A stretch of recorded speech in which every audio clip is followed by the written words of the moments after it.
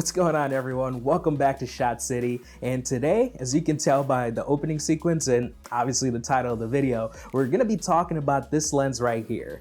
This is the Canon 50mm 1.8 lens. Now, this lens is fantastic. It's one of the most versatile lenses that you can get out there. Whether you're a seasoned vet or you're brand new to photography and just looking to transition into your next or your first prime lens, I'd highly recommend checking out this lens. It's cheap, it's fast, it creates some beautiful shots. And today we're gonna give you 3 tips, 3 ways that you can use this Canon 50mm lens and be able to create some awesome shots. Just ways to help you get the most out of your nifty 50. All right, let's get into it. So the first tip, the first way that you can maximize this lens is to take advantage of its wide aperture. This lens has a wide aperture and is considered a fast lens. And what do we mean by fast? I know when I was newer to photography, I heard the term fast lens thrown around and I was like, what the heck does that even mean? A fast lens is just a lens that can open up wide and allow you to be able to get in a lot of light through the lens so you can use a faster shutter speed. In this scenario, this lens has a maximum aperture of f1.8. This means it can open up really wide. The lower that f number is,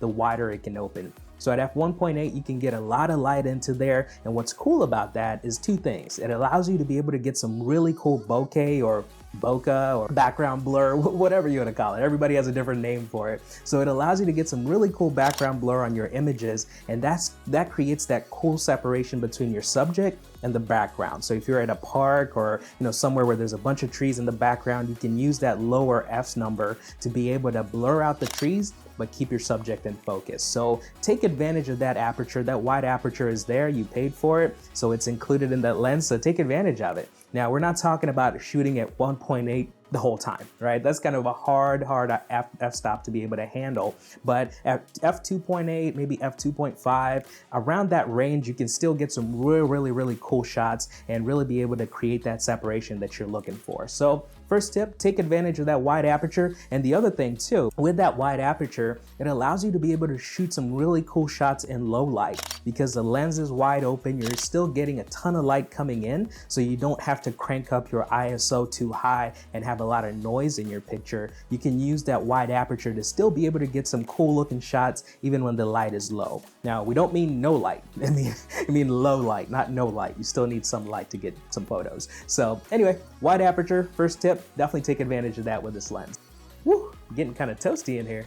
Maybe I should have took off the hoodie. Tip number 2 when it comes to using this lens is to use it for up close shots. Now, this lens is not a macro lens. I repeat, this is not a macro lens, but it can allow you to get some really cool up close shots, whether you're shooting product photos or you're shooting plants. Obviously, if you're not shooting something that's gonna run away from you, but if it's something that you wanna get a little bit close to, this one has a minimum focusing distance of about 1 foot. So you can get it about 1 foot away from your subject and still be able to focus and get a really cool shot with this lens. So take advantage of that. You'll be able to shoot some cool product shots, but obviously you're not gonna be able to get the same type of shots as a macro lens would give you, but for $120 and a 50mm lens, that's not a bad deal. So second tip, take advantage of those close-up shots and get up close and personal with your subject. Well, not in an inappropriate way. You know what I mean.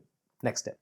Now, the last tip when it comes to using this lens is to use this lens for portraits. This lens is a great focal range. That 50mm range on a full frame camera is a great focal range to be able to get some cool portraits, and it gives you the same perspective that the human eye has. That 50mm range is a great range for portraits, and you can use this lens, I would recommend, for waist level and above, or maybe full body portraits. Now, I wouldn't recommend using this lens for up close facial headshots, because as you get closer with this lens, it allows you to get close, but you also get a little bit of warping. So when it comes to portraits, you don't want somebody's face warping out of sorts because you're up close and personal with them with this lens. So use it for portraits, maybe about waist level and above, or maybe full body shots. And what's cool is that utilizing it for portraits, you can combine it with that wide aperture and be able to create some really cool background blur, really cool bokeh separation of the subject from the background. So take advantage of this tip and get some really cool portraits with this lens. So that's it, guys. 3 tips, 3 ways to be able to use this Canon 50mm lens.